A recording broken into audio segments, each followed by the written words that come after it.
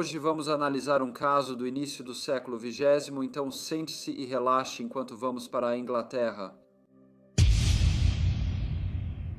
Frederick Seddon nasceu em Liverpool no dia 21 de janeiro de 1872. Sua infância foi estável e confortável, com acesso à educação e um ambiente familiar que valorizava a disciplina e o trabalho duro, incentivados por seus pais, William e Mary Ann Seddon. Desde cedo, interessou-se por negócios e finanças, o que guiou sua carreira. Sua criação lhe proporcionou as habilidades e oportunidades típicas de uma família de classe média daquela época. Após concluir seus estudos, Frederico iniciou uma carreira promissora em uma companhia de seguros. Sua dedicação logo trouxe resultados, permitindo-lhe viver confortavelmente. Em 1893, aos 21 anos de idade, ele se casou com sua noiva, senhorita Margarida Ann Jones. No virar do século, eles já eram pais orgulhosos de 3 filhos, 2 meninos e uma menina. Frederico também se envolveu com os maçons, uma organização que teria um papel significativo em sua vida. Ele foi iniciado na loja Stanley de Liverpool, onde formou fortes conexões e aprofundou seu compromisso com a fraternidade. Em 1901, seu empregador o promoveu para um cargo em Islington, em Londres. Apesar dessa mudança, Frederico estava determinado a não romper seus laços com os maçons. Ele se tornou um dos peticionários fundadores da loja Stephen em Bourne End, em Buckinghamshire, garantindo que continuasse ativo na comunidade. A vida parecia estar tratando bem a família. Em 1905, Margarida deu à luz o 4º filho do casal, uma menina que eles chamaram de Ada. A carreira de Frederico continuou progredindo, o que em 1909 lhe permitiu comprar uma casa de 14 cômodos na 63 Tollington Park, no norte de Londres. Com a família crescendo e a carreira em alta, parecia que ele seguia rumo à prosperidade e realização. Frederico era extremamente cauteloso com o dinheiro, gastando apenas quando absolutamente necessário. Sua fixação em acumular riqueza era evidente em todos os aspectos de sua vida. Além de trabalhar na seguradora, ele gerenciava um negócio de roupas usadas da esposa e atuava no setor imobiliário. Como a casa deles tinha 3 andares, ele viu a oportunidade de maximizar sua renda alugando os quartos de cima. Ele colocou um anúncio oferecendo quartos para alugar, esperando encontrar um inquilino que pudesse aumentar sua renda crescente. Uma das pessoas que respondeu foi a senhorita Eliza Maria Barrow, uma solteirona de 47 anos um tanto excêntrica. Eliza também era obcecada por dinheiro, mas sua trajetória até a riqueza foi diferente da de Frederico. Diferente de Frederico, que trabalhou muito por cada centavo, Eliza herdou uma fortuna modesta em propriedades. Essa herança lhe proporcionava uma renda semanal estável de cerca de 5 ou 6 libras, o que era bastante substancial para a época. Porém, a extrema frugalidade e o comportamento peculiar de Eliza a faziam uma inquilina difícil. Sua relutância em gastar dinheiro e suas excentricidades frequentemente levavam a conflitos com proprietários e senhorias, o que fazia com que ela se mudasse com frequência por onde passava. A senhorita Barrow estava sempre acompanhada por Ernie Grant, um jovem que ela havia adotado inadvertidamente junto com sua irmã Hilda, após a morte da mãe deles em 1908. A senhorita Barrow havia morado anteriormente com a senhora Grant e, após o falecimento dela, assumiu a responsabilidade pelas 2 crianças. Ernie ficou com ela enquanto Hilda foi enviada para a escola. A senhorita Barrow tinha pouca família, pois seus pais já haviam falecido. Ela havia brigado recentemente com seu primo, Ernesto von der Hau, na casa de quem também já morou. Devido ao desentendimento, ela procurou outro lugar para morar e, apesar dos desafios que apresentava como hóspede pagante, em 26 de julho de 1910, a senhorita Barrow mudou-se para o número 63 de Tollington Park e o senhor e a senhora Seddon a receberam muito bem desde então. O Sr. Seddon trabalhava como superintendente de uma companhia de seguros e era responsável por uma equipe de cobradores que visitavam as casas mensalmente para coletar os prêmios. Na época, o seguro de vida era visto como essencial para que as famílias tivessem dinheiro para um funeral adequado. Sem isso, os funerais podiam ser bastante simples, às vezes até financiados pela paróquia. Apesar de muitos londrinos viverem em condições financeiras precárias, até as famílias mais pobres priorizavam pagar o seguro de vida. Enquanto isso, as famílias ricas faziam seguro de casas, negócios, armazéns, fábricas e maquinários. Os agentes de seguros, incluindo os coletores, sob a supervisão do Sr. Seddon, geralmente trabalhavam por comissão, o que significava que seu sucesso dependia de uma personalidade persuasiva, confiabilidade e um perfil extrovertido. O Sr. Seddon já tinha sido um agente excepcional, mas agora ele gerenciava os coletores que traziam os prêmios para sua casa. Essas quantias eram frequentemente altas, e o Sr. Seddon insistia que a Srta. Eliza Barrow visse o dinheiro que passava por suas mãos. Impressionada com isso, ela começou a consultar o Sr. Seddon sobre seus próprios assuntos financeiros, incluindo propriedades e ações. Com o tempo, ela passou a confiar mais no Sr. Seddon e seguiu seus conselhos financeiros. Ela vendeu suas ações indianas por 1.600 libras, liquidou sua propriedade e confiou os fundos a ele.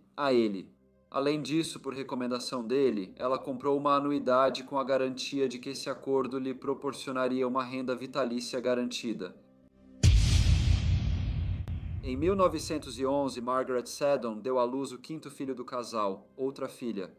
Em agosto do mesmo ano, a família, junto com a Srta. Eliza Barrow e sua jovem pupila, tirou férias juntas para a cidade litorânea de Southend. Foi uma viagem agradável. Quando voltaram, a filha do Seddon, Maggie, foi à farmácia local comprar um pacote de papel mata-moscas de 3 pence, tarefa aparentemente mundana. No entanto, logo depois, a Srta. Barrow começou a sentir terríveis dores de estômago.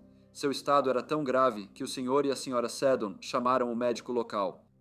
Ele receitou bismuto e morfina na tentativa de aliviar os sintomas dela. Em 9 de setembro, o médico retornou para acompanhamento e descobriu que o estado da Srta. Barrow piorou. Mesmo com a saúde piorando rápido, ela teimou em não ir ao hospital. Então o médico instruiu a Sra. Seddon a continuar dando o remédio para a Srta. Barrow. Nos dias seguintes, a saúde dela apresentou uma leve melhora, mas ela continuou confinada à cama. Nesse momento de vulnerabilidade, ela decidiu escrever um testamento. Ela deixou todos os seus bens para as 2 crianças, Ernesto e Hilda Grant, e nomeou o Sr. Seddon como o único executor de seu espólio. Tragicamente, no dia seguinte, às 6h15 da manhã, com a Sra. Margarida Seddon ao seu lado, a Srta. Barrow faleceu. Após superar o choque inicial da morte dela, o Sr. Seddon contatou o médico, que de forma curiosa emitiu o atestado de óbito sem examinar o corpo na casa. O médico disse que não pôde comparecer por causa do excesso de trabalho devido a uma epidemia na região. No dia seguinte, o Sr. Seddon organizou com o agente funerário um funeral modesto e, fiel à sua natureza, garantiu uma pequena comissão para si. No sábado, 16 de setembro, a Srta. Eliza Barrow foi enterrada em uma cova comum, apesar de sua família possuir um jazigo no cemitério de Highgate. Em um ato final que parecia quase insensível, quase imediatamente após o funeral, a família Seddon partiu para mais uma viagem de férias para Southend. Apesar de não ser próxima do primo Ernesto von der Haw ou da família dele, a Srta. Barrow os visitava com frequência.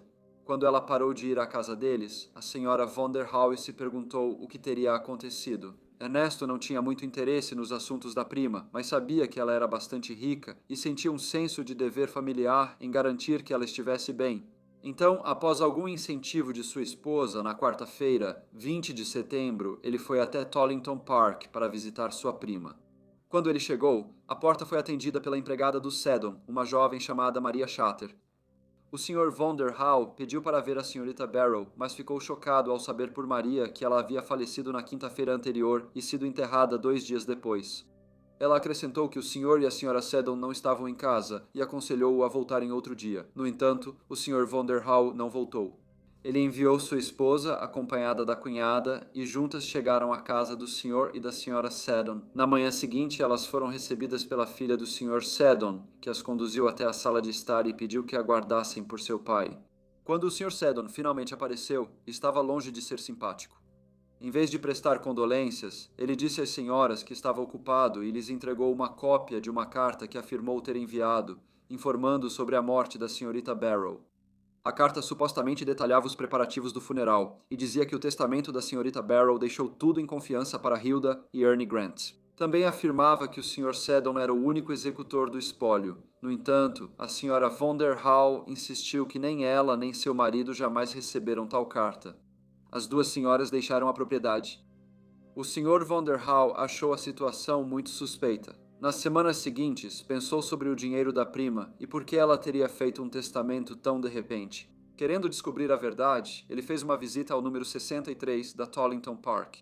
Ele conversou com o Sr. Seddon, mas novamente, ele foi bastante evasivo, explicando que havia assumido o controle das propriedades e das finanças da Srta. Barrow para cuidar das 2 crianças, Ernie e Hilda Grant. Quando o Sr. von der Haw perguntou por que a Srta. Barrow foi enterrada em uma cova comum e não no jazigo da família em Highgate, O Sr. Seddon disse que presumiu que o jazigo estava cheio. Ele encerrou a conversa dizendo ao Sr. von der Hau que, se tivesse mais alguma dúvida, deveria comunicá-la por meio de seu advogado. Insatisfeito com as respostas do Sr. Seddon, o Sr. von der Hau deixou a propriedade, mas agora estava cada vez mais desconfiado e convencido de que algo não estava certo. Ele decidiu levar suas preocupações à polícia.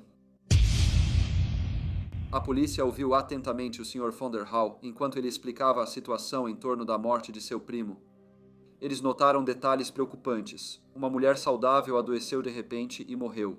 Seu enterro foi rapidamente organizado sem que nenhum de seus parentes fosse informado, e a pessoa na casa de quem ela morreu não só se tornou o executor do testamento dela, mas também um beneficiário, já que agora estava no comando de todos os seus bens. O fato de o testamento ter sido feito apenas 3 dias antes de sua morte também parecia bastante estranho. O inspetor-chefe Alfred Ward assumiu o comando da investigação. O médico que atendeu a senhorita Barrow foi entrevistado e decidiram exumar o corpo. O corpo foi levado ao necrotério, onde o Dr. William Wilcox e o Dr. Bernard Spilsbury, 2 patologistas do Ministério do Interior, realizaram um exame minucioso. Órgãos foram retirados para análise e o corpo enterrado novamente. Mas os resultados da autópsia foram conclusivos. Uma quantidade extremamente grande de arsênico foi encontrada. Com essa informação em mãos, no dia 22 de novembro, a polícia visitou a casa de Frederico Seddon para informá-lo de que ele deveria comparecer a um inquérito sobre a morte da senhorita Barrow. Isso durou 2 semanas e, durante todo o processo, Frederico Seddon parecia bem preparado, oferecendo respostas claras e concisas para cada pergunta feita a ele. Ele manteve a calma mesmo quando sugeriram que poderia ter envenenado a senhorita Barrow. Apesar disso, a quantidade excessiva de arsênico encontrada no corpo não podia ser ignorada, e o Sr. Seddon era a pessoa que mais tinha a ganhar com a morte da pobre senhora. O inquérito concluiu que a senhorita Barrow foi assassinada por pessoas ainda não identificadas. A polícia e as autoridades continuaram a examinar as evidências de forma mais minuciosa e, eventualmente, chegaram à conclusão de que o Sr. Seddon era a pessoa que havia cometido esse crime tão terrível. No dia 4 de dezembro de 1911, eles o prenderam e o levaram sob custódia para aguardar seu julgamento. A esposa dele não foi presa, mas em 15 de janeiro de 1912 foi determinado que havia evidências suficientes contra ela. Ela foi posteriormente detida e também acusada do assassinato da senhorita Barrow. Agora ambos seriam julgados no Old Bailey. Frederick Seddon e sua esposa Margaret tornaram-se figuras centrais em um caso de assassinato de grande repercussão que cativou imprensa e público. O julgamento começou no Old Bailey em 4 de março de 1912 diante do Sr. Juiz Bucknell. O tribunal estava lotado, com várias pessoas esperando do lado de fora na esperança de entrar. A acusação foi liderada pelo procurador-geral Sir Rufus Isaacs. Ele informou ao tribunal que Margaret Seddon comprou grande quantidade de papel pega-mosca, conhecido por conter arsênico, comum no controle de pragas. A acusação alegou que o veneno usado para matar Eliza Barrow havia sido engenhosamente extraído ao deixar o papel pega-mosca de molho na água. Eles disseram que as ações do Sr. Seddon foram astutas e calculadas, pois ao se posicionar apenas como executor do espólio da senhorita Barrow, isso significava que ele não tinha herança direta. Como se tentasse garantir que, caso ela morresse de sua doença misteriosa, qualquer suspeita sobre seu envolvimento parecesse infundada. Como ele nada ganharia com a morte dela, já que tudo ficou para Ernie e Hildegrand. No entanto, ele já tinha retirado quase toda a riqueza da senhora e controlava sua propriedade e finanças. Quando ela realmente morreu, não restou dinheiro de valor para as crianças herdarem. Foram apresentadas provas de que ações no valor de 1.600 libras da Índia foram transferidas da senhorita Barrow para o Sr. Seddon. Edwin Russell, um advogado, testemunhou que a propriedade conhecida como Buck's Head e a barbearia ao lado foram transferidas da senhorita Barrow para o Sr. Seddon em um acordo que foi feito em seu escritório. Ele disse que, em troca disso, o Sr. Seddon concordou em pagar à senhorita Barrow uma anuidade vitalícia. Sir Rufus Isaacs, que era conhecido por ser um promotor bastante notável, então informou ao tribunal que a anuidade que a senhorita Barrow havia adquirido, que lhe garantiria pagamentos mensais pelo resto da vida, cessava com sua morte, e pouco antes de falecer, todo o dinheiro havia sido retirado de suas contas bancárias. Joias da senhorita Barrow foram achadas na casa do Seddon, e a senhora Seddon descontou cheques antes pertencentes à senhorita Barrow. Além disso, a Sra. Seddon havia comprado mais papéis mata-moscas contendo arsênico e era responsável por cuidar da Srta. Barrow durante sua doença. Mas a defesa da Sra. Seddon foi conduzida pelo estimado advogado Edward Marshall Hall, que apresentou uma forte contestação a todas essas acusações. Famoso por sua habilidade no tribunal e defesa apaixonada, Marshall Hall afirmou que não havia provas conclusivas de que a Srta. Barrow foi envenenada intencionalmente. Ele sugeriu que, na verdade, sua morte foi o resultado infeliz de ter tomado um preparado medicinal que continha arsênico. Não era uma ocorrência incomum em uma época em que tais substâncias eram frequentemente encontradas em remédios vendidos sem receita. Marshall Hall também criticou o teste de Marsh, utilizado para medir o arsênico no corpo da Srta. Barrow. Ele afirmou que o teste poderia ser pouco confiável e disse ao tribunal que até mesmo especialistas poderiam cometer erros significativos ao utilizá-lo. Ele olhou para o júri e disse que não é o tipo de teste pelo qual a vida de um homem deveria ser colocada em perigo. Apesar de o Sr. Seddon ter sido aconselhado por sua defesa a não testemunhar, ele estava determinado a depor. O julgamento estava sendo noticiado em todos os jornais, e ele ansiava pelos holofotes, querendo mostrar sua própria defesa e se apresentar como uma parte injustiçada. Ele via isso como uma oportunidade de conquistar a atenção do público e afirmar sua inocência com um drama e um estilo que acreditava que só ele poderia oferecer. Ao depor, ele afirmou com ousadia: não havia motivo para eu cometer tal crime. Eu teria que ser um monstro ganancioso e desumano ou sofrer de uma mente degenerada ou perturbada. Ele acrescentou que estava em uma situação financeira estável, tendo trabalhado no mesmo emprego por 21 anos e vivendo confortavelmente. Ele então se voltou para o júri e disse: não sou culpado do crime pelo qual estou sendo acusado. Observou-se também que a promotoria não conseguiu ligar dinheiro da Srta. Barrow ao Sr. Seddon, sugerido como motivo principal da morte da mulher. O Sr. Seddon afirmou ao tribunal que sugeriu à Srta. Barrow buscar orientação profissional sobre investimentos e testamento, mas ela recusou, dizendo confiar nele. Ele continuou dizendo que a criticou por guardar 500 libras em ouro debaixo da cama, que ela acabou transferindo, segundo ele, para um banco. Mas o ouro não foi mais encontrado ou visto, e o Sr. Seddon disse que implorou para a Srta. Barrow ir ao hospital ou contratar uma enfermeira quando adoeceu. Mas ela recusou e preferiu confiar apenas nele e em sua esposa. Ele se voltou para o júri e disse que em suas últimas horas eles fizeram tudo o que puderam por ela. Mas ela precisava de atenção médica, pois sua condição estava séria demais para melhorar só com a medicação. Apesar das alegações, ele não explicou como uma mulher que chegou à casa dele em 1910 com uma pequena fortuna de vários milhares de libras morreu apenas um ano depois, com apenas algumas libras em seu nome. Durante todo o julgamento, o Sr. Seddon manteve o mesmo comportamento frio e distante que vinha exibindo desde sua prisão, e alguns jornais relataram que isso não agradou ao júri. Em contraste, quando a Sra. Margaret Seddon prestou depoimento, ela parecia triste e abatida. Ela disse que a Sra. Barrow lhe deu joias de presente e que só descontou cheques a pedido dela. Ao final do julgamento, a acusação e a defesa fizeram o resumo do caso. Em seu discurso final, proferido diante de um tribunal lotado, Edward Marshall Hall disse que as provas contra seu cliente eram puramente circunstanciais e se baseavam apenas em motivo e oportunidade. Ele destacou que não havia nenhuma prova de que o Sr. Seddon tenha comprado ou usado arsênico ou que tivesse qualquer conhecimento sobre isso. Ele também questionou a investigação policial e a precisão dos relatórios apresentados. Os jornais disseram que o discurso de Marshall Hall foi um dos mais apaixonados e impressionantes já vistos. O Sr. Seddon depôs em sua defesa, e alguns acharam que isso pode ter feito o júri se voltar contra ele, pois parecia arrogante e condescendente.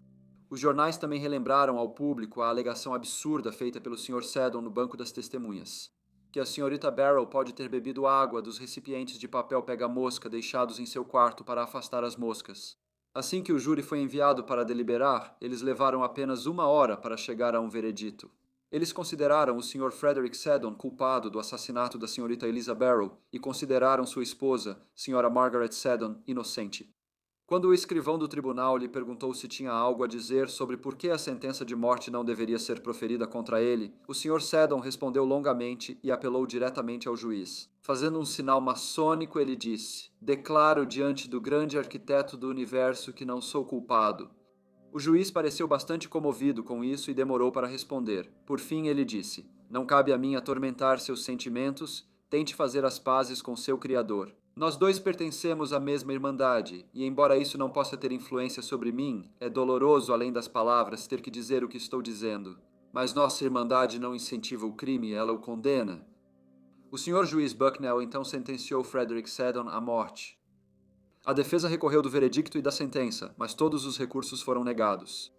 E em 18 de abril de 1912, na prisão de Penterville, Frederick Seddon foi enforcado. Após sua execução, sua viúva, Sra. Margaret Ann Seddon, retornou a Liverpool, onde, em 4 de novembro de 1912, menos de 7 meses após a execução de seu marido, ela se casou com o Sr. James Donald Cameron. Mais tarde, ela se mudou com ele para os Estados Unidos, levando seus 5 filhos com ela. Muitos questionaram se a Sra. Seddon era realmente inocente. Ela havia comprado papel pega-mosca, cuidou da senhorita Barrow durante seu período de doença, usou suas joias, descontou seus cheques, às vezes usando um nome falso, e estava sentada ao lado de sua cama quando ela morreu. Muitos acreditavam que a Sra. Seddon era tão culpada quanto o marido. E no Tribunal número 1 do Old Bailey, em abril de 1912, ela escapou impune de um assassinato. Ela morreu em Connecticut em 1963, aos 86 anos de idade. Olá a todos e muito obrigado por ouvirem. Como de costume, por favor deixem quaisquer comentários ou sugestões que tiverem e espero ver todos vocês novamente no próximo Briefcase.